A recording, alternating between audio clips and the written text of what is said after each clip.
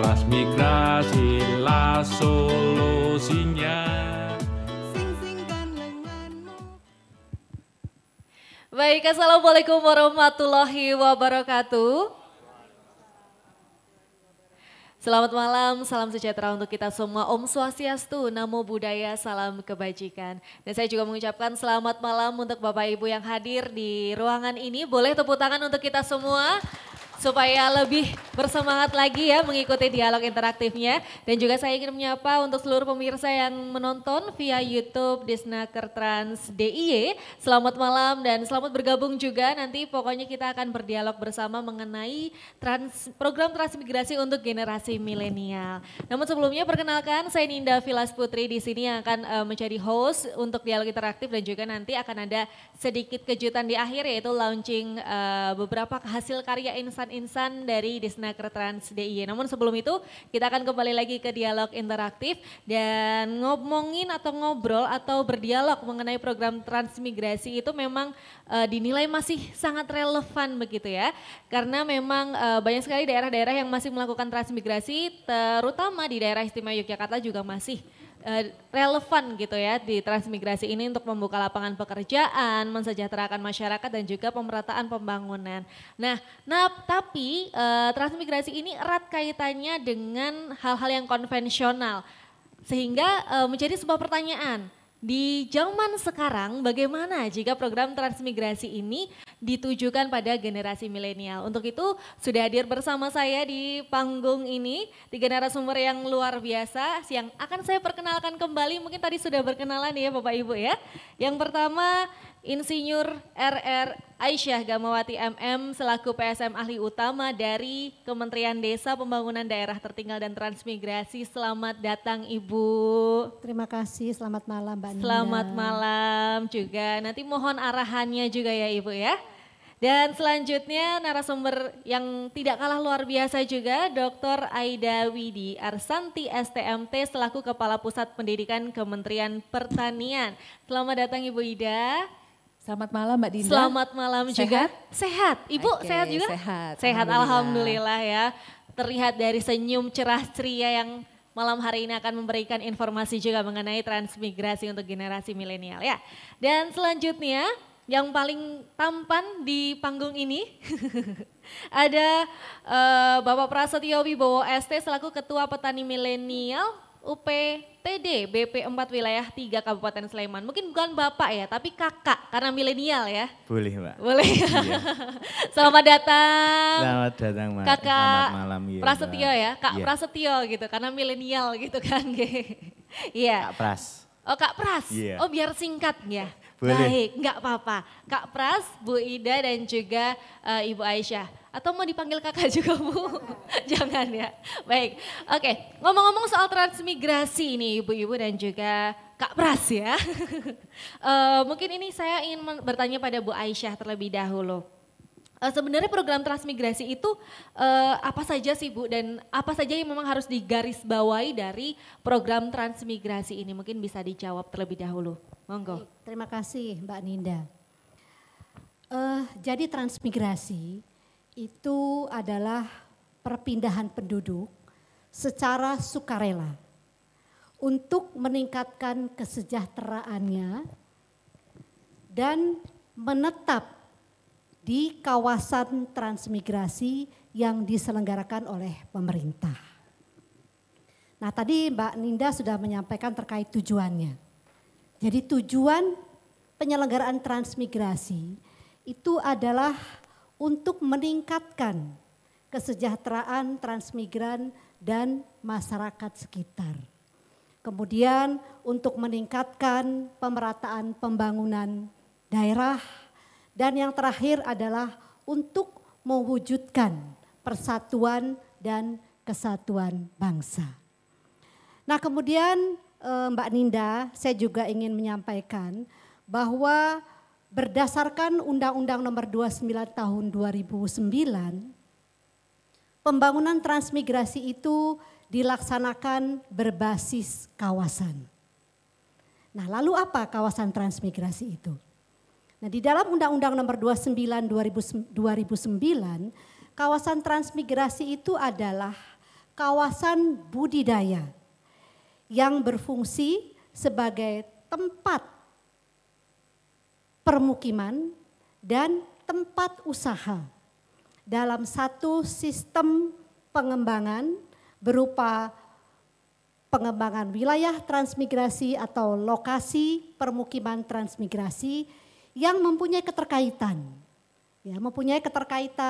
dan hierarki hubungan antara pusat pertumbuhan dengan pusat pengembangan wilayah ekonomi. Nah, kemudian saya juga ingin menjelaskan terkait dengan sampai dengan saat ini ada 152 kawasan transmigrasi yang tentu saja sudah ditetapkan oleh Menteri Desa, Pembangunan Daerah Tertinggal dan Transmigrasi yang tersebar di 29 provinsi dan 136 kabupaten. Nah, kebijakan Kementerian Desa, Pembangunan Daerah Tertinggal dan Transmigrasi sampai dengan saat ini tidak ada penambahan kawasan baru. Yang ada adalah revitalisasi kawasan transmigrasi.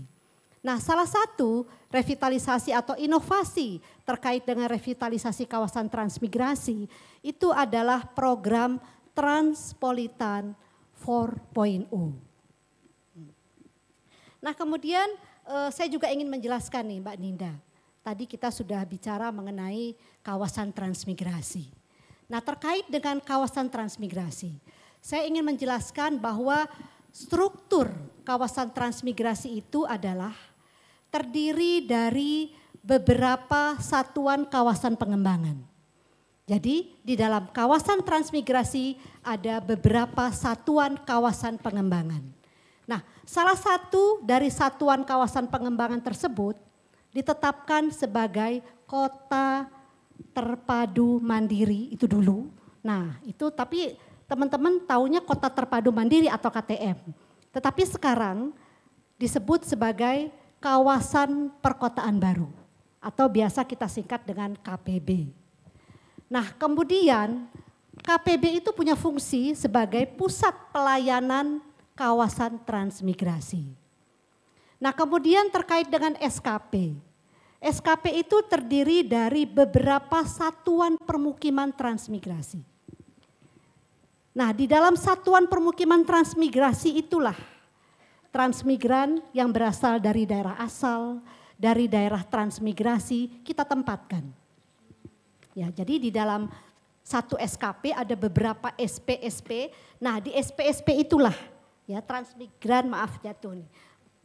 Transmigran itu kita tempatkan. Nah, kemudian kita tunjuk satu permukiman tersebut menjadi pusat SKP ya atau desa utama. Nah, fungsinya adalah untuk melayani skala SKP.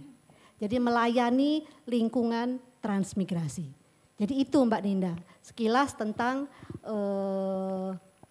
penyelenggaraan transmigrasi dan tentang apa sih yang dimaksud dengan kawasan transmigrasi. Oke, berarti tidak semua provinsi di Indonesia gitu menjadi kawasan transmigrasi tadi ya, karena baru 29 provinsi. Yang sudah ditetapkan oleh Menteri ada 152 kawasan transmigrasi. Sesungguhnya kalau dilihat dari jumlahnya ada 619 kawasan transmigrasi. Tapi yang ditetapkan oleh Menteri 152 kawasan transmigrasi. Oke, luar biasa, ternyata banyak ya di Indonesia ini. Mungkin ini juga informasi baru bagi saya selaku generasi milenial Ibu. Dan mungkin kita akan berbincang lagi mengenai transmigrasi nanti, namun saya akan berpindah ke Ibu Ida ini Bu. Nah, tadi kan sudah membahas mengenai transmigrasi dan sekarang dari segi pertanian, karena Indonesia memang kawasannya banyak sekali petani milenial yang bertumbuh belakangan ini. Nah, menurut Bu Ida nih, bagaimana Ibu melihat fenomena tumbuhnya petani milenial saat ini? Silakan. Oke, terima kasih Mbak Dinda ya. Ninda. Oh Mbak Ninda, Ya. oke. Pertama-tama saya ingin mengucapkan terima kasih kepada Bapak Kepala Dinas Tenaga Kerja dan Transmigrasi DIY yang sudah mengundang saya sebagai narasumber tentu saja. Dan kemudian juga rekan saya Bu Purina, karena sepertinya mengundang saya ini Bu Purina. Oh iya. Oke, dan kemudian saya ingin memperkenalkan diri singkat Mbak, saya Ida Widya Arsanti, Kepala Pusat Pendidikan Pertanian dari Kementerian Pertanian. Kami punya politeknik vokasi pertanian, ada 7 di seluruh Indonesia. Salah satunya adalah di Yogyakarta. Luar biasa. Nah, ini, boleh tepuk tangan daerah istimewa Yogyakarta ya. Ya, jadi sekolah kami ini ada di Semaki, Jalan Kusuma Negara ya. Di sini ada Pak Hermawan, nanti mungkin rekan-rekan bisa berkomunikasi kalau dengan saya jauh di Jakarta. Jadi yang dekat dengan Pak Hermawan dari Polbangtan, Yogyakarta dan Magelang. Jadi kemudian menjawab pertanyaannya Mbak Ninda tadi ya, terima kasih. Jadi kita ketahui bahwa kita sebentar lagi akan menghadapi bonus demografi ya.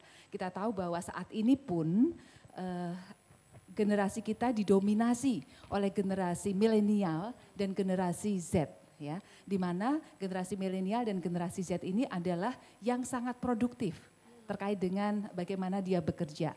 Nah, tentu saja harus diarahkan kepada produktivitas yang mengarah kepada hal-hal yang positif tentu saja. Salah satunya adalah pertanian ya. Mengapa pertanian? Karena pertanian ini tidak ada matinya, Mbak Ninda. Pertanian sudah terbukti menjadi bantalan ekonomi cukup kuat dan tangguh dalam menghadapi berbagai macam krisis. Salah satunya dalam COVID kemarin. Ya. Tetap bertumbuh positif walaupun sedang krisis. Kemudian juga pertanian dengan sektor UMKM-nya ini ternyata memiliki proporsi 60% dari PDB nasional. Ya. Jadi cukup tinggi porsi dari UMKM pertanian untuk kemudian bisa mensupport bagaimana Indonesia tetap meningkatkan produktivitas. Jadi pertanian penting, kemudian juga generasi muda ini penting, dan kemudian kita linkkan bahwa pertanian ini harus didorong oleh generasi muda, begitu ya. Karena dengan kita yakini pertanian yang tangguh dengan produktivitas dari para generasi muda, maka akan dapat dihasilkan sektor pertanian yang kemudian mendukung pangan, yang tentu saja ini juga akan menjadi sektor yang sangat tangguh untuk mendukung produktivitas dan pertumbuhan ekonomi di negara kita. Seperti itu. Kita pending dulu Bu untuk penjelasannya lebih lanjut karena akan ada jeda berikut, jadi jangan kemana-mana, tetap di Dialog Interaktif malam hari ini.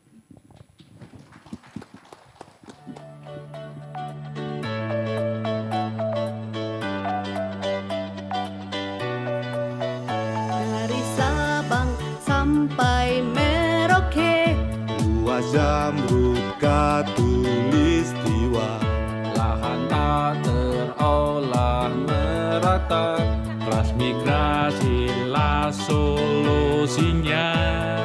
sing-singkan lenganmu, ayunkan bahumu, transmigrasi hebat, Indonesia kuat. Transmigrasi nyata membangun negeri, transmigrasi bukti kita mandiri, transmigrasi untuk kekuatan bangsa, transmigrasi bukti Bhinneka Tunggal Ika.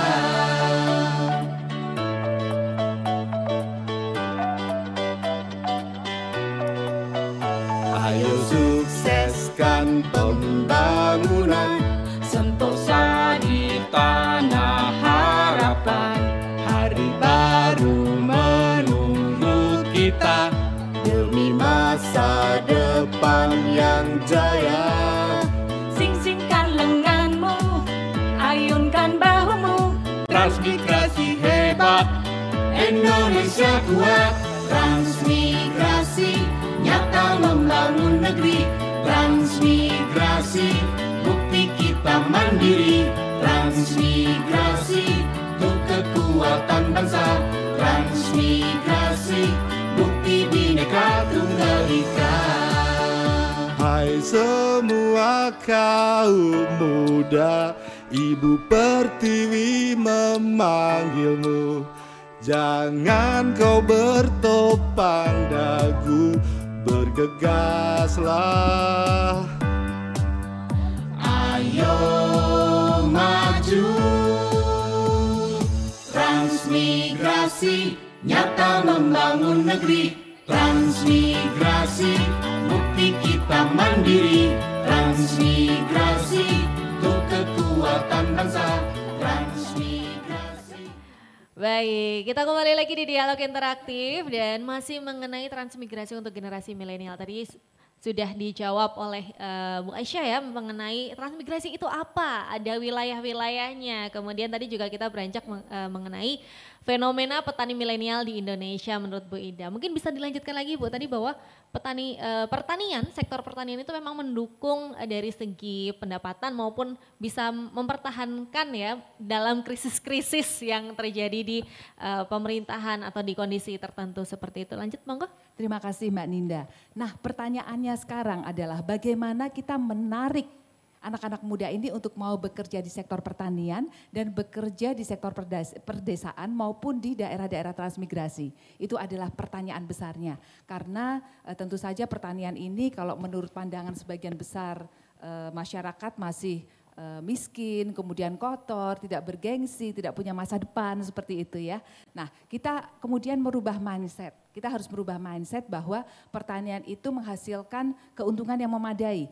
Pertanian itu modern, pertanian itu bersih, pertanian itu keren seperti Mas Bowo yang ada di samping saya ini begitu ya.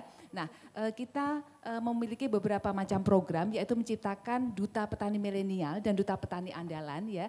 Jadi agar mereka berbagi kisah, lesson learn, apa yang dialami begitu ya. Karena dengan lesson learn dari rekan-rekan petani milenial ini kemudian menyebarkan virus-virus positif kepada anak-anak muda lainnya, maka anak-anak muda ini bisa percaya bahwa memang pertanian di perdesaan atau kemudian juga di daerah transmigrasi ini kemudian bisa meningkatkan daya ekonomi mereka dan kemudian juga bisa memberikan masa depan yang lebih baik.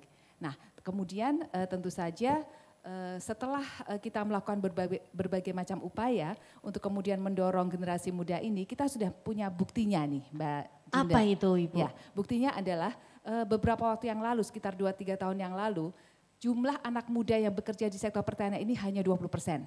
Oke. Nah sekarang dengan berbagai macam kegiatan kita, dan salah satunya nanti kita akan ada kegiatan yaitu Youth Empowerment Support Services di Yogyakarta tahun depan ya, sehingga tentu saja kita akan bersinergi dengan Disnaker Trans juga begitu ya.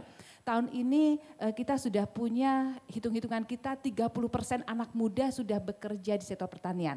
Jadi 2-3 tahun kita bekerja, merubah mindset, kemudian juga melakukan fasilitasi kepada anak-anak muda, ini kita sudah bisa naik 30%. Ya, saya rasa itu capaian yang luar biasa ya, dan tentu saja kita juga tidak harus 100%, target kita tidak harus 100%, mungkin sampai 50% saja cukup. Kenapa? Karena anak-anak muda seperti Mas Bowo ini adalah sosok yang mereka tangguh, mereka berani mengambil resiko, kemudian mereka bersemangat, ya, mereka juga digital native, ya, jadi mereka sangat erat dengan teknologi begitu. Kemudian mereka punya banyak jejaring, jadi mereka harus berjejaring ya. Nah untuk kemudian kita bisa sarankan bagaimana nanti kita bekerjasama dengan rekan-rekan dari transmigrasi, yaitu kita bisa memindahkan atau mendorong rekan-rekan petani milenial yang seperti Mas Bowo ini. Maksudnya seperti apa? Jadi beliau ini sudah punya pengalaman, ya. Jadi sudah punya 2-3 tahun atau sampai 5 tahun pengalaman. Mereka sudah stabil dari sisi skill pertanian, sudah punya jejaring, kemudian juga sudah punya berbagai macam akses permodalan. Sehingga ketika dipindahkan ke suatu daerah transmigrasi, maka dia tetap akan bisa berjejaring dengan rekan-rekannya, baik itu di Jogja, baik itu di Jakarta, apalagi sekarang eranya adalah era digital. Iya betul. Ya, jadi mereka itu berkomunikasi tidak hanya di kelompok taninya saja, tapi mereka berkomunikasi di seluruh Indonesia, bahkan seluruh dunia melalui medsos. Ya. Nah itu, jadi salah satu yang kemudian mungkin bisa kita diskusikan Bu Aisyah ke depan ya, memang daerah-daerah transmigrasi ini nanti akan sangat menarik bagi para milenial ketika kita sebagai pemerintah bisa memberikan fasilitasi utama. Karena tantangan utamanya adalah bagaimana permodalannya. Biasanya rekan-rekannya Mas Bowo ini nanya, modalnya gimana sih Bu? Modalnya dari mana saya buka atau saya jadi petani milenial begitu ya. Kemudian kalau saya sudah punya produk, saya pasarkan kemana? Nah itu biasanya dua hal yang kemudian menjadi pertanyaan besar para petani pemula, sehingga ketika kita melakukan transmigrasi kepada Mas Bowo dan rekan-rekan yang sudah menjadi mentor Yeah. atau kemudian juga petani menengah ini, maka kita bisa meyakinkan bahwa di sana beliau-beliau ini akan bisa survive, kemudian stabil, karena memang beberapa kendala yang lain, rekan-rekan petani kita ini memang membutuhkan perluasan usaha. Oke. Perluasan usaha itu identik dengan tadi, perluasan modal dan perluasan lahan. Nah, Iya. kemudian di daerah transmigrasi tentu saja ini bisa kita dapatkan ya. Dan petani milenial yang kemudian sudah berada di tengah ini sudah bisa menjadi mentor. Bahkan nanti di sana dia juga bisa mendorong petani-petani lainnya atau anak-anak muda lainnya bertani. Maka kemudian dan kemudian juga menciptakan lingkungan usaha yang kondusif bagi para anak-anak muda sebagai petani milenial. Ini akan menjadi stabil untuk kemudian bisa bergerak di daerah transmigrasi. Menurut saya seperti itu. Sehingga nantinya bisa dibuka lagi lapangan pekerjaan yang baru Iya. dan juga bisa membuka kesempatan kerja dan juga bisa Bagi pemerataan anak-anak pembangunan muda juga. lainnya. Iya betul Iya. sekali, luar biasa. Betul Mbak Nina. Oke, sebelum nanti ini sebenarnya ada satu pertanyaan yang menarik yang saya pengen tanyakan ke Bu Asya, namun sebenarnya saya ingin menyapa Kak Pras dulu. Nah, ini kan sebagai salah satu contoh dari petani milenial yang ada di daerah istimewa Yogyakarta. Mungkin singkat saja bisa diceritakan nih apa sih yang membuat panjenengan gitu ya tertarik menjadi di dunia pertanian seperti ini sebagai Gen Z, Gen Y gitu ya, Gen milenial gitu. Monggo. Gen milenial. Terima kasih Mbak Monggo. Ninda. Iya.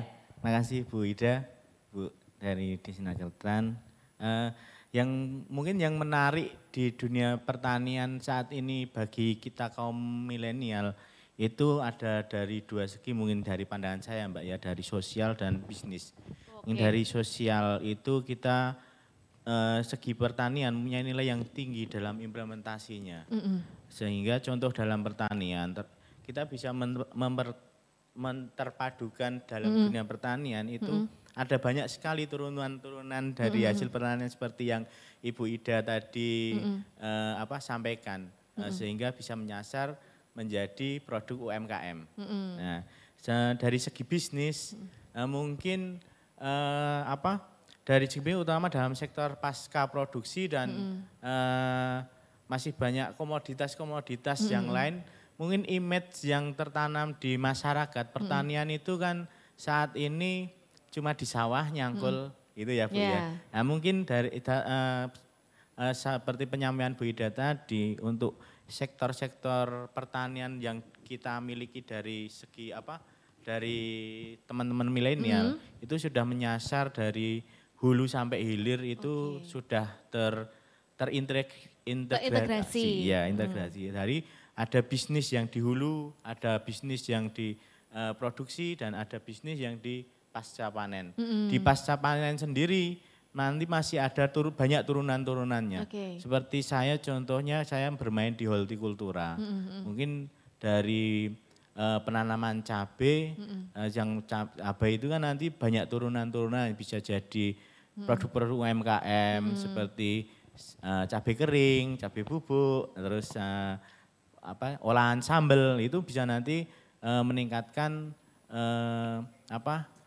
sektor usaha untuk UMKM di depan. Jadi tidak melulu kita petani itu harus Mbak, mencangkul di sawah karena panas-panasan gitu ya Mas karena ya. untuk generasi milenial ini kita juga sudah diajari sistem IoT untuk kita dijadikan sebagai smart farmer. Nah, smart farmer itu kan kita didorong untuk menjadi smart farmer dan kita bisa mengimplementasikan ke smart greenhouse juga bisa ke sistem IoT-nya.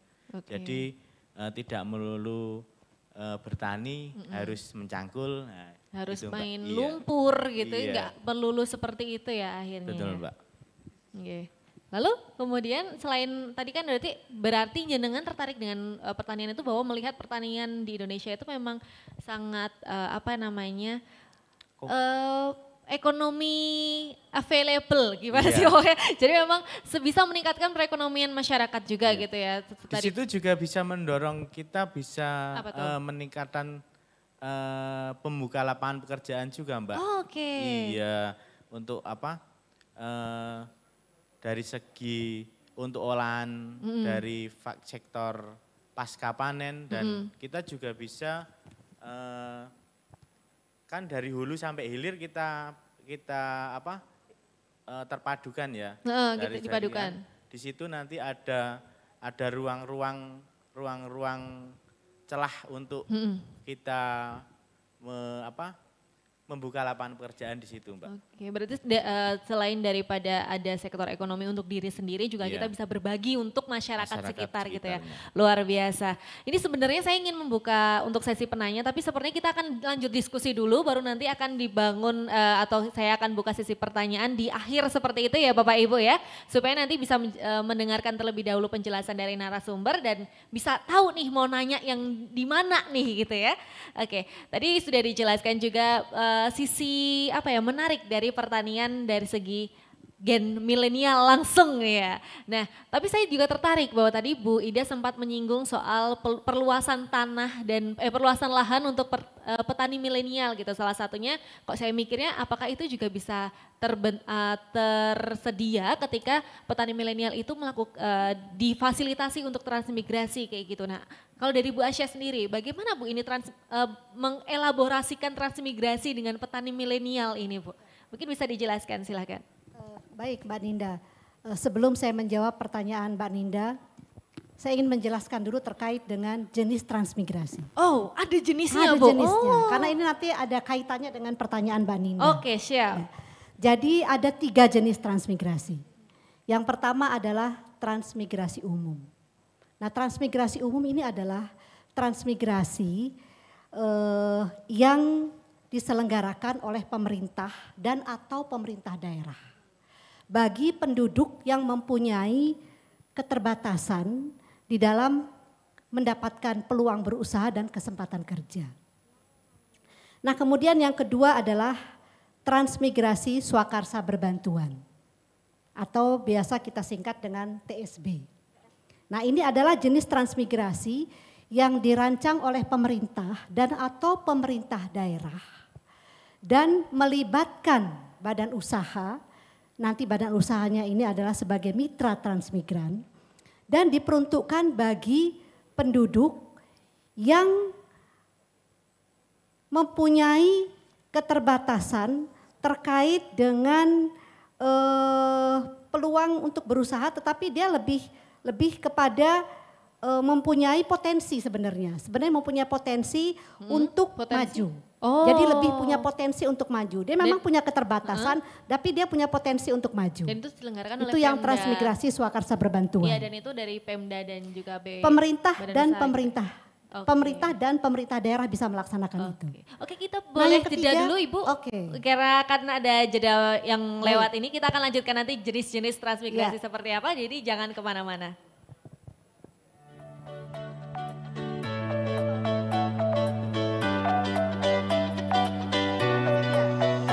Dari Sabang sampai Merauke, Buah zamrud katulistiwa, Lahan tak terolah merata, transmigrasilah solusinya. sing-singkan lenganmu, ayunkan bahumu, transmigrasi hebat, Indonesia kuat. Transmigrasi nyata membangun negeri, transmigrasi bukti kita mandiri, transmigrasi untuk kekuatan bangsa, transmigrasi bukti Bhinneka Tunggal Ika.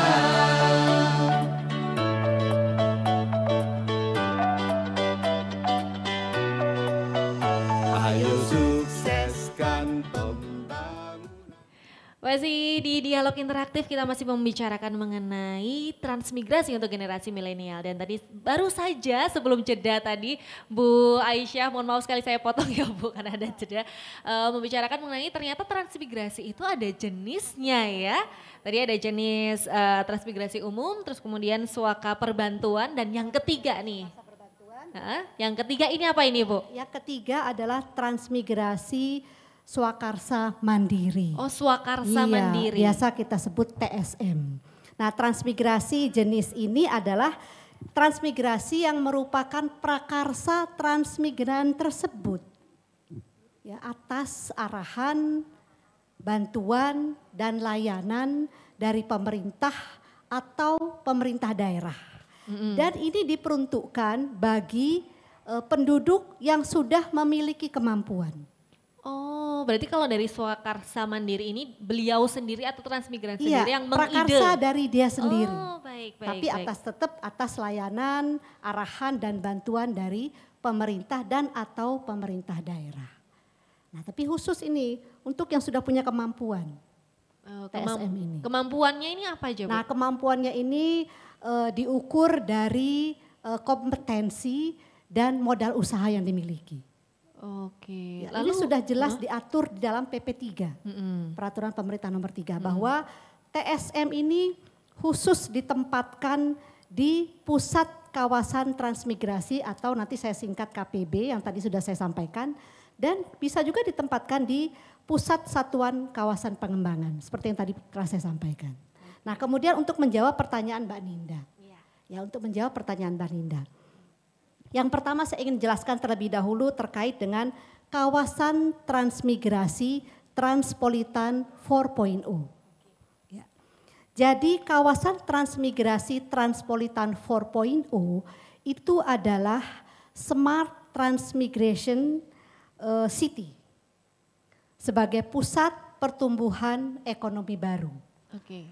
Nah, sebagai motor penggerak ekonomi dibutuhkan sumber daya manusia. Sumber daya manusia seperti apa yang dibutuhkan?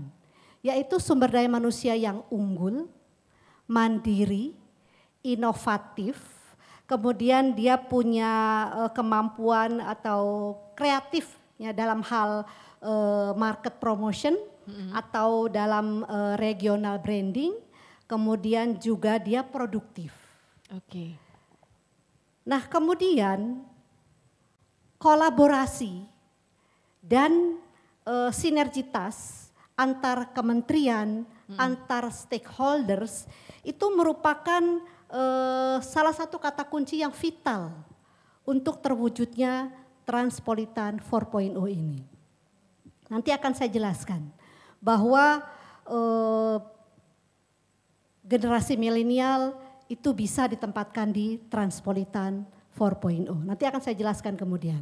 Nah, tetapi yang pasti adalah generasi milenial itu mempunyai karakteristik seperti sumber daya manusia yang dibutuhkan di kawasan transmigrasi Transpolitan 4.0. Jadi sesuai sekali karakteristiknya. Oke. Ya. Jadi kita butuh sumber daya manusia seperti memang yang karakteristiknya adalah karakteristik generasi milenial itu tadi, makanya bisa terelaborasikan betul, gitu ya program tersebut. Nah, kemudian terkait KPB, saya juga perlu menjelaskan kawasan perkotaan baru. Iya. Jadi transmigran pada jenis TSM itu dilaksanakan pada ruang dalam kawasan transmigrasi yang mempunyai fungsi sebagai pusat pelayanan.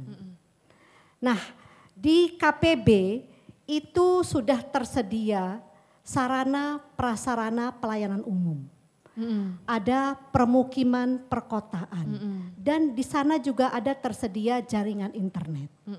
Nah, kita tahu bahwa generasi milenial tadi disampaikan oleh Bu Ida itu sangat erat ya, sangat erat dengan teknologi digital. Nah, artinya para TSM ini itu bisa ditempatkan dari generasi milenial. Karena dia punya sarana prasarana pelayanan umum yang terkait dengan misalnya perdagangan dan jasa. Di sana ada sarana prasarana terkait dengan industri pengolahan. Ada sarana prasarana terkait dengan pelayanan pendidikan, pelayanan kesehatan. Nah, ini kompetensi generasi milenial itu sangat cocok bila ditempatkan di kawasan perkotaan baru. Oke. Karena memang karakteristiknya match gitu ya. Betul, match dengan kawasan perkotaan baru yang memang sarana prasarananya juga cocok dengan kompetensi yang dimiliki oleh generasi milenial. Nah, Saya jadi penasaran ini saya akan langsung ke Kak Pras sendiri bahwa memang segitu matchnya untuk ditempatkan di tadi ya kawasan perkotaan baru gitu ya, apalagi yang pengelolaan kawasan yang di ya KPB tadi ya. Bahwa dan memang, kami di pusat ini sedang menyusun konsep, sedang merumuskan konsep TSM di KPB untuk generasi milenial. memang baru, Sedang kami siapkan baik. konsepnya. Oke, bagaimana Kak Pras tertarik? Nah, mungkin bisa dijelaskan lagi nih ya mengenai tadi kan gara-gara saking matchnya ya generasi milenial ini untuk bisa ikut program transmigrasi Swakarsa Mandiri salah satunya. Mungkin bisa dijelaskan sedikit lagi nih. Sebenarnya kelebihan dari petani milenial ini apa sih Mas dibandingkan dengan petani konvensional gitu sehingga bisa kita lihat juga gambarannya sematch apa sih dengan program transmigrasi ini. Silakan. Oke, terima kasih Mbak Ninda. Mungkin dari kelebihan kita petani milenial dan konvensional itu kita mempunyai konsep yang jelas Mbak. Gimana tuh? Konsep pertanian kita harus mempunyai perihal masalah konsep kita pola tanam untuk pola tanam jangka panjang, pola tanam jangka pendek, terus nilai kesehatan tanah itu bagaimana, terus ini cocoknya ditanam apa gitu kan. Kita punya riset-riset istilahnya sebelum kita menanam suatu komoditi kita kan udah mempunyai, oh ini tanah ini pH-nya kurang atau terlalu asam atau terlalu basah, oh ini cocoknya ditanami ini, komoditas A, komoditas B gitu kan. Kecuali kalaupun tidak, kita kan bisa merekayasa Mbak untuk menetralkan lahan itu secara seperti yang kita ketahui kalau di tempat transmigrasi mungkin kebanyakan tanah lahan gambut ya. Ya. Lahan gambut itu banyak yang lahan gambut nanti yang istilahnya itu kandungannya terlalu banyak asam. Oke. Nah, mungkin kita bisa mematchkan teknologi bagaimana tanah tersebut bisa kita tanami, tidak harus kebanyakan kalau di transmigrasi tanamannya ini apa? Apa ini? Sawit. Pinter, ada yang ngomong sawit tadi. Iya. Iya, Ya, lanjut. yang kita bisa nanti hortikultura jadi komoditas sebagai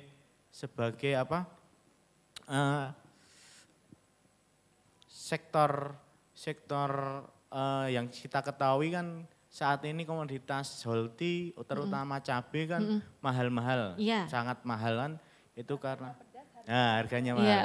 Itu mungkin nanti bisa daerah sentral itu tidak hanya dipusatkan di Jawa, nanti bisa di daerah Trans yang notabene lahannya banyak itu bisa jadi ke lahan sentral komoditas tersebut.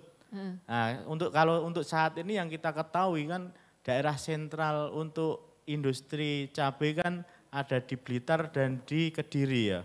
Yang 10 hektar sama 11 hektar. Nah, itu yang menyebabkan labilnya harga cabai itu tadi ya. Mungkin gitu. Kalau nanti bisa di transmigrasikan juga. Oh, supaya pusat-pusat cabai itu nggak cuma di 2 kota itu ya. Itu kan nanti melalui konsep smart farmer tadi kan kita melalui riset-riset, oh tanah ini bisa untuk ditanami komoditas sesuatu tersebut kan kita bisa mengolah dengan cara-cara yang lebih sesuai dengan informasi yang diterima. Karena tadi yang saya garis bawahi berarti petani milenial tuh harus sering riset ya Mas ya.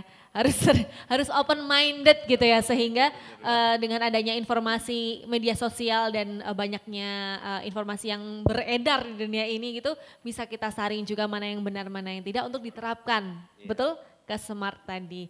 Oke, luar biasa ya. Berarti match ya Bu ya ini bahwa petani milenial bisa diajak untuk transmigrasi ya Bu ya. Justru kami berharap generasi milenial ini dapat mewujudkan startup lokal atau bahkan Silicon Valley. Wah, apa itu Bu Silicon Valley? Apa ini? Ibu pasti tahu nanti. Ya, ada di California sana. Oke.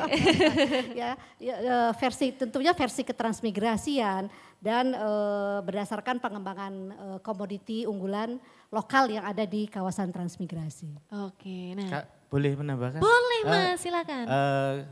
Tidak dimungkiri kita sebagai generasi milenial seperti yang Ibu katakan tadi, kita harus ada stakeholder yang berkaitan. Mungkin kalau nantinya daerah transmigrasi itu untuk generasi milenial harus adanya plan desain tata ruang pertanian yang maju. Istilahnya bukan hanya nanti dijadikan transmigrasi yang seperti konvensional. Kita nanti konsepnya pertanian Transpolitan. Ya, transpolitan dan jadi pertanian yang maju mandiri seperti ininya petani milenial maju mandiri modern. Oke, maju mandiri modern. Plan desain untuk pertanian modern itu nanti bisa dijadikan bagi kawasan kalau emang benar-benar mau dijadikan pertanian ini maju, bisa enggak di situ nanti plan desain dari dinas transmigrasi dan pengembangan desa di situ nanti kita seperti pertanian yang ada di luar negeri sebagai greenhouse. Jadi kita menanam bisa tanpa mengenal musim, Mbak. Oke, gitu, bisa menanam rambutan di setiap musim gitu setiap bisa ya? musim, off season gitu. Off season. Oke, nah kalau dari Bu Indah nih Bu, melihat serunya perbincangan antara Mas Pras dan juga Bu Aisyah, berarti memang potensi dari transmigrasi berkawin dengan Kementerian Pertanian itu sangat besar atau gimana nih Bu tanggapannya ini Bu? Ya, tentu saja sangat besar ya. Tadi mendengar penjelasan dari Ibu Aisyah tadi, apalagi kemudian ada transmigrasi, transpolitan 4.0, kemudian juga ada kawasan perkotaan baru, ini luar biasa. Dan saat ini seperti Bu Aisyah sampaikan, sedang disusun konsep ya untuk petani milenial. Boleh juga Bu, nanti kita diajak diskusi ya. Oke, langsung membuka potensi. Ya, salah satu mungkin yang ingin saya sampaikan bahwa saat ini anak-anak petani milenial ini paling besar, ini adalah berbudidaya atau berusaha di sektor hortikultura. Itu yang nomor satu. Kemudian yang kedua adalah di sektor peternakan. Ya, nah kemudian baru yang lainnya perkebunan, tanaman pangan dan sebagainya. Lalu bagaimana dengan tanaman pangan, padi yang kemudian menjadi makanan pokok kita? Anak-anak muda tertarik di sana, namun dengan pola-pola yang sedikit berbeda ya. Jadi rekan-rekan mungkin bisa dijelaskan perbedaannya setelah jeda pariwara berikut, boleh ya Bu ya? Kita akan melihat bagaimana sih bedanya gitu antara petani milenial dan juga konvensional setelah jeda berikut.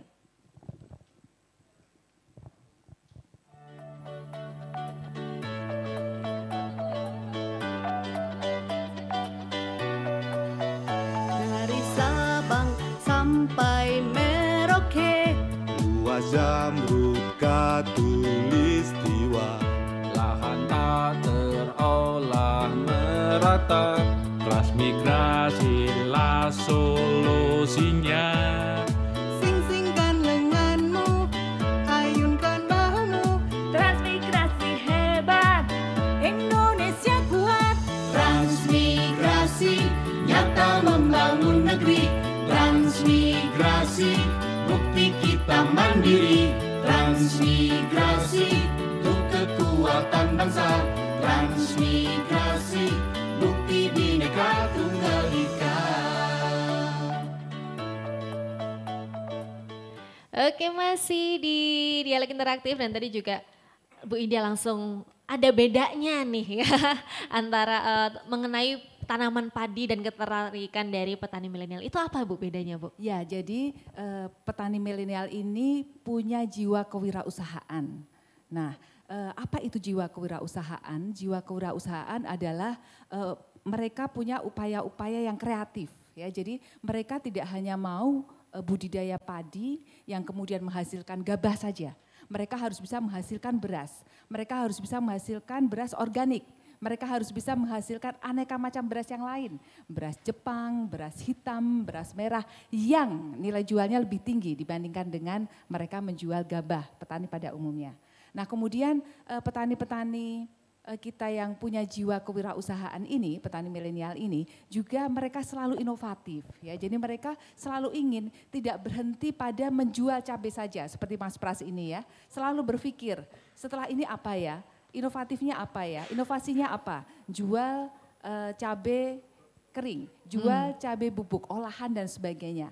Dan satu lagi dengan adanya program YES dari Kementerian Pertanian dan kemudian juga Duta Petani Milenial, Duta Petani Andalan, beliau ini salah satunya, di mana kemudian beliau berbagi success story dengan rekan-rekan yang lain untuk kemudian mau menjadi petani milenial, kita bisa membuktikan bahwa pada tahun 2021 rata-rata petani milenial ini pendidikannya SMA. Ketika sudah ada program YES dan DPM-DPA, petani milenial ini rata-rata pendidikannya meningkat menjadi sarjana. Bisa dibayangkan. Luar Jadi biasa ya. ketika memang para petani milenial ini punya background pendidikan yang lebih tinggi, maka kemudian bisa menerapkan inovasi, kemudian juga kreativitas dengan baik. Di samping juga kemudian bisa melakukan riset-riset sederhana terkait dengan kegiatan usahanya. Seperti tadi misalnya bertani sepanjang musim. Luar biasa, oke. Dan langsung saja saya buka untuk sesi pertanyaan. Sepertinya sudah banyak sekali yang ingin bertanya ini dari audiens yang hadir pada malam hari ini. Mungkin saya akan buka untuk 3 penanya terlebih dahulu. Boleh angkat tangan yang ingin bertanya? Tidak usah, oke. 1, mungkin boleh minta tolong mikrofonnya untuk... Oke, sebentar ya. Saya akan hampiri saja. Oh enggak. Gimana? Gimana? Oh langsung tanya aja, boleh? Oh bukan, tadi ibu yang sebelah sana terlebih dahulu. Nah, sudah ada mikrofon, silahkan.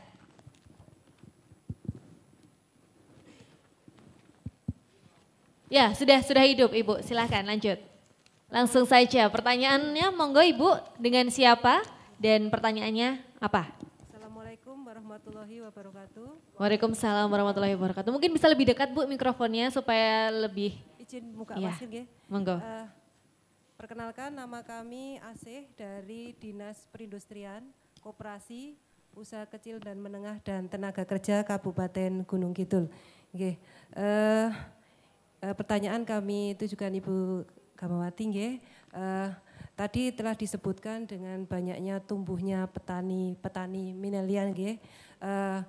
Yang kami tanyakan, bisakah petani milenial ini atau sejauh mana bisa memberikan kontribusi dalam rangka untuk mendorong percepatan dalam program transmigrasi.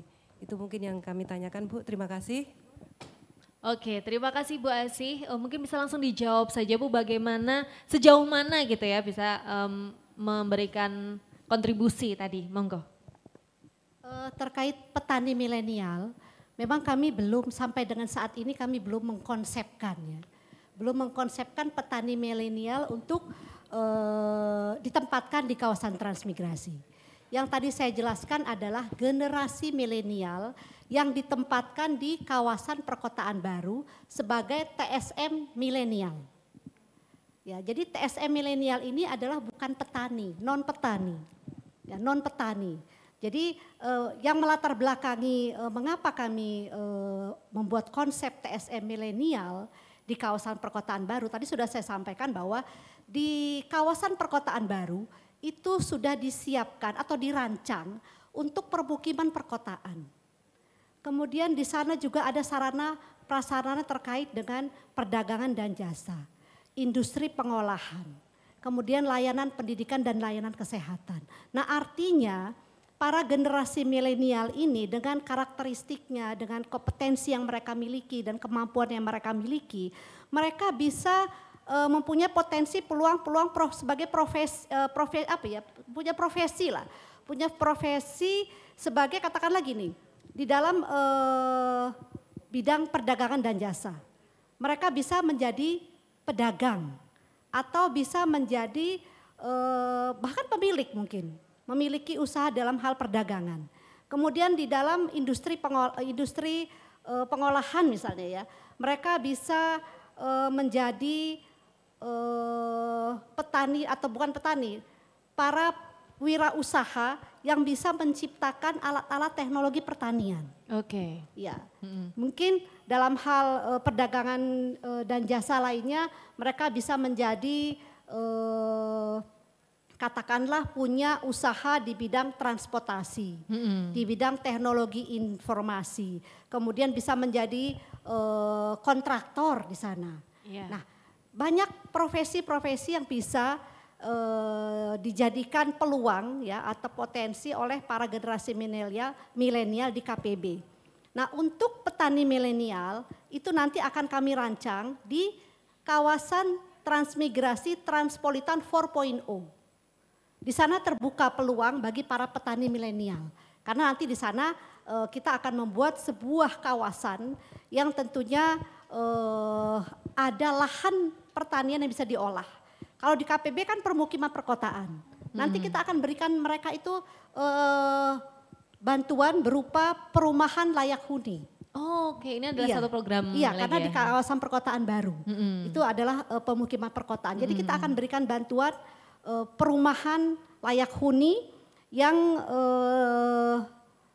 kalau nggak salah Kementerian PUPR itu sudah punya programnya dan dia akan memberikan, Kementerian PUPR itu akan memberikan fasilitas-fasilitas untuk para generasi milenial yang tingkat pendapatannya masih di bawah rata-rata. Okay. Istilahnya itu kalau nggak salah masyarakat yang di bawah rata-rata pendapatannya. Okay. Nah, kita akan berikan itu. Kita akan kerjasama dengan badan usaha dalam hal ini developer untuk mendirikan perumahan yang layak huni bagi para TSM milenial di kawasan perkotaan baru. Okay. Demikian Bu. Terima kasih Ibu. Begitu ya Ibu ya, mudah-mudahan bisa menjawab. Lanjut ke penanya kedua. Oke, Ibu yang berbaju hijau silakan langsung saja Bu. Sudah bunyi Ibu, silakan. Terima kasih. Assalamualaikum warahmatullahi wabarakatuh. Perkenalkan, nama saya Istirul Widilastuti. Kami dari Kepala Dinas Tenaga Kerja dan Transmigrasi Kabupaten Bantul.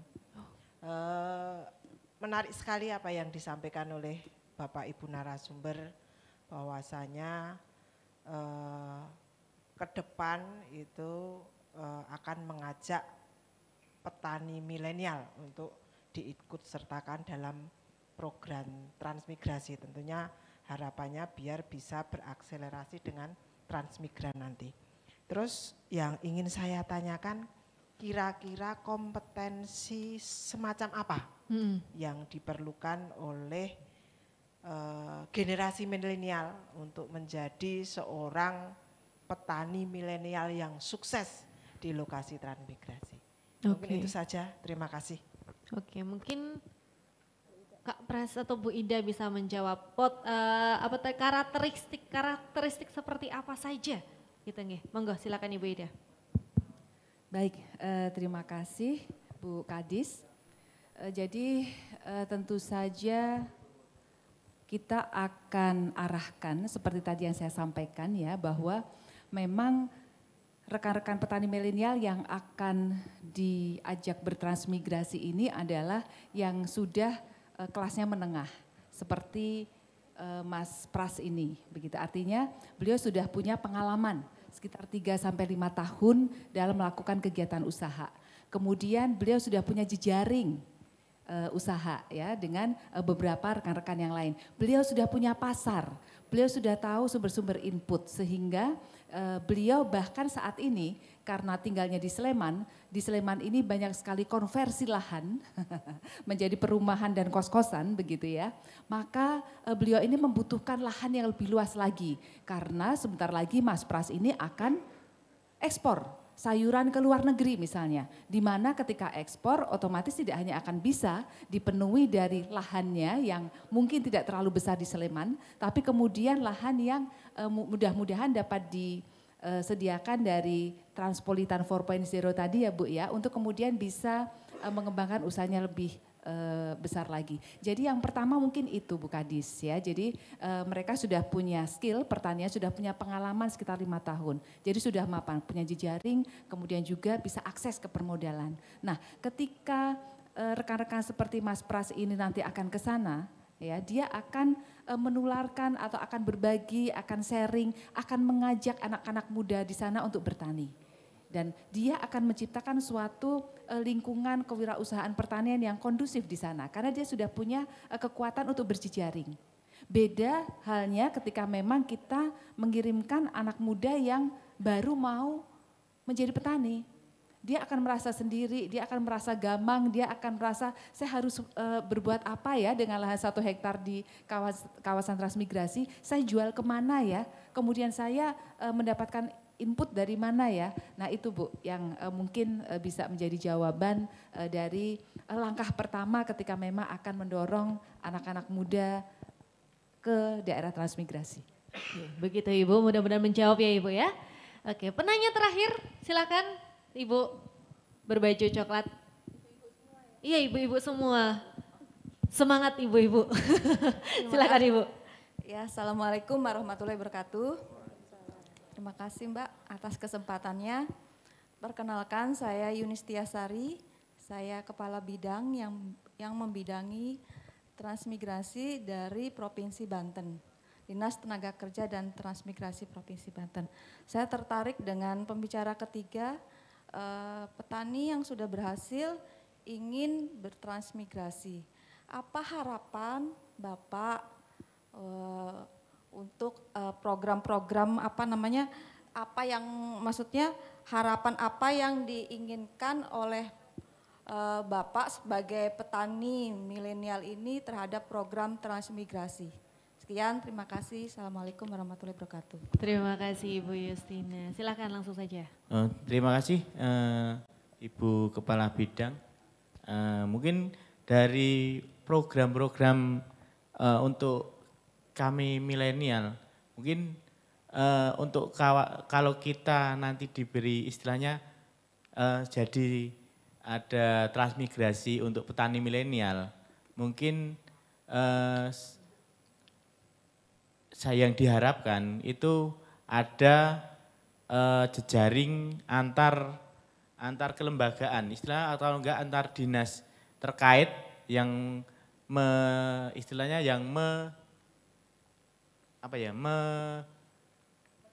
mensinergikan kita sebagai petani milenial di sana. Mungkin ada pelatihan terkhusus bagaimana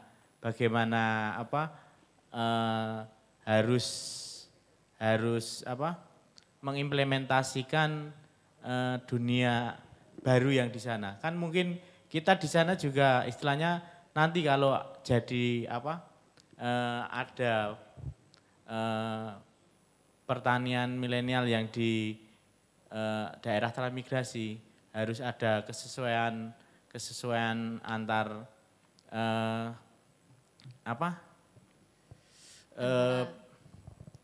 wilayah atau istilahnya adaptasi lingkungan di sana dan dinas-dinas terkait yang di sana intinya harus kita saling support gitu Bu. Harus bersinergi. Bersinergi. Ya, istilahnya seperti itu. Mungkin Ibu sudah cukup pertanyaannya cukup menjawab? Oke, kalau gitu terima kasih untuk penanyanya. Boleh kita beri tepuk tangan untuk 3 narasumber yang luar biasa. Dan sebagai penutup, mungkin bisa memberikan closing statement singkat saja mengenai transmigrasi untuk generasi milenial. Mungkin bisa dari Ibu Aisyah terlebih dahulu. Monggo Ibu. Baik, terima kasih Mbak Ninda. Mungkin sifatnya ini saya ingin memberi semangat dan mengajak para generasi milenial untuk ikut membangun kawasan transmigrasi. Saya yakin ide kreatif generasi milenial dan eksistensinya di media sosial itu merupakan energi yang besar dalam pembangunan kawasan transmigrasi. Untuk itu saya berharap kepada para generasi milenial agar dapat melihat potensi yang ada di kawasan transmigrasi khususnya di daerah masing-masing. Jangan hanya terfokus di kota-kota besar saja. Nah, kawasan transmigrasi itu mempunyai banyak persoalan, mempunyai banyak permasalahan. Saya berharap justru para generasi milenial ini dapat mengatasi persoalan atau permasalahan-permasalahan tersebut. Permasalahannya antara lain adalah misalnya terkait dengan pemasaran yang masih sulit, produktivitas yang belum optimal, kemudian terkait pasca panen, terkait dengan industri pengolahan. Nah, generasi milenial ini diharapkan justru bisa membantu mengatasi pemasaran, misalnya dengan pemasaran online, bisnis e-commerce, atau menciptakan mekanisasi pertanian atau mekanisasi teknologi pertanian, mekanisasi teknologi pasca panen, industri pengolahan dan lain sebagainya. Itu merupakan peluang menurut saya, kesempatan yang luar biasa bagi generasi milenial untuk berkarya dan berkinerja di kawasan transmigrasi. Terima kasih. Terima kasih Ibu. Dan selanjutnya Bu Ida mungkin singkat monggo untuk closing statement malam hari ini. Baik, terima kasih Mbak Ninda. Jadi tentu saja kita ingin mengajak kepada semua pihak ya, semua pihak terutama para generasi muda untuk kemudian bisa bersama-sama menciptakan bahwa daerah transmigrasi ini menarik atau memberikan daya tarik untuk bekerja bagi para petani milenial. Dan yakinlah para petani milenial bahwa ketika memang kita tinggal di daerah transmigrasi, maka akan bisa bekerja dan kemudian menjadi petani yang maju, mandiri dan modern, serta tentu saja berpendapatan perkotaan. Oke, terima kasih Bu Ida. Lanjut, last but not least, Mas Pras, monggo. Terima kasih. Modal dasar untuk membangun negeri ini adalah rakyat dan alam, dan itu ada di Indonesia. Pertanian menjadi sangat penting karena berkaitan dengan hajat hidup orang banyak. Terima kasih. Luar biasa. Boleh tepuk tangan sekali lagi untuk 3 narasumber yang luar biasa. Dan perlu digarisbawahi bahwa transmigrasi itu bukan sesuatu hal yang kuno. Malah transmigrasi merupakan suatu kesempatan di mana harus ada sinergi di dalamnya. Jadi jangan malu, mari kita buka cakrawala baru untuk bisa membuat kehidupan lebih sejahtera bersama. Dan akhir kata, terima kasih untuk dialog pada malam hari ini, luar biasa sekali. Terima kasih Bu Aisyah, Ibu Ida dan juga Kak Pras. Dan kita akan kembali lagi nanti setelah jeda pariwara berikut dan juga untuk acara selanjutnya. Sekali lagi terima kasih banyak dan tepuk tangan untuk kita semua pada malam hari ini. Wassalamualaikum warahmatullahi wabarakatuh. Selamat malam dan Om Santi Santi Santi Om.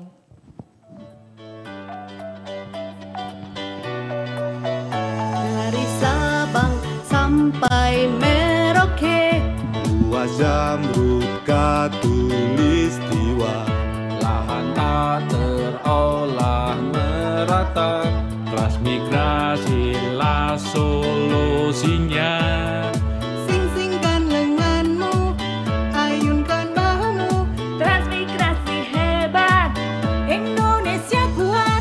Transmigrasi nyata membangun negeri, transmigrasi bukti kita mandiri, transmigrasi untuk kekuatan bangsa, transmigrasi bukti Bhinneka Tunggal Ika.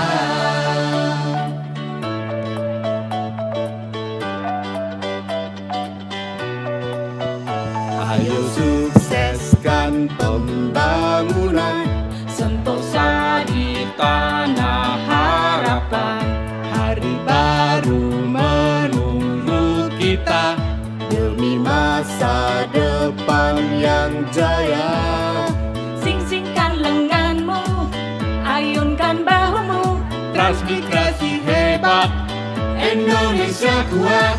Transmigrasi nyata membangun negeri, transmigrasi bukti kita mandiri, transmigrasi untuk kekuatan bangsa, transmigrasi bukti Bhinneka Tunggal Ika.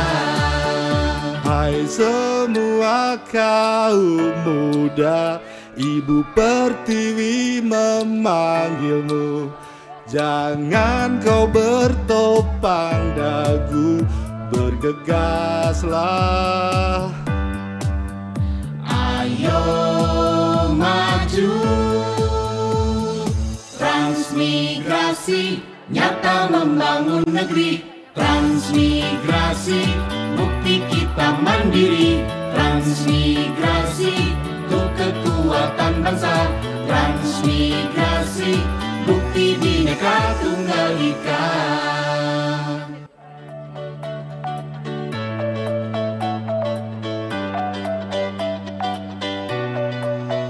Dari Sabang sampai Merauke, Buah Zamrud Katulistiwa, Lahan tak terolah merata, transmigrasilah solusinya. Sing-singkan lenganmu, ayunkan bahumu. Transmigrasi hebat, Indonesia kuat. Transmigrasi, nyata membangun negeri. Transmigrasi, bukti kita mandiri. Transmigrasi, untuk kekuatan bangsa. Transmigrasi, bukti Bhinneka Tunggal Ika.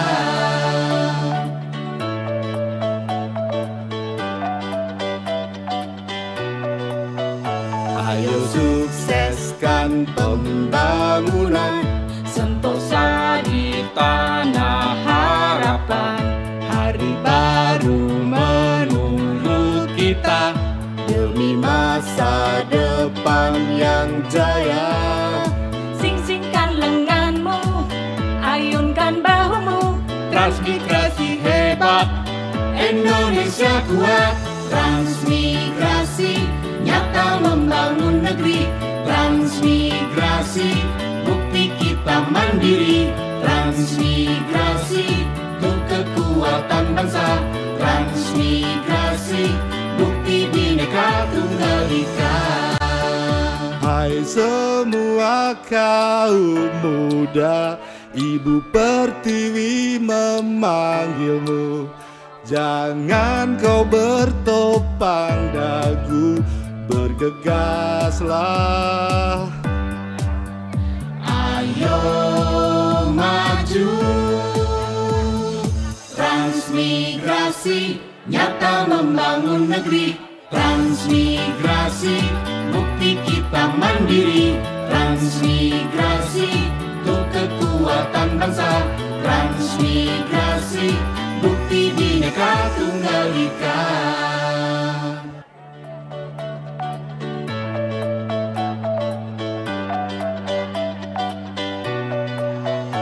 dari Sabang sampai Merauke, Buah Zamrud Katulistiwa, lahan tak terolah merata, transmigrasilah solusinya. Sing-singkan lenganmu, ayunkan bahumu. Transmigrasi hebat, Indonesia kuat. Transmigrasi, nyata membangun negeri. Transmigrasi, bukti kita mandiri. Transmigrasi, untuk kekuatan bangsa.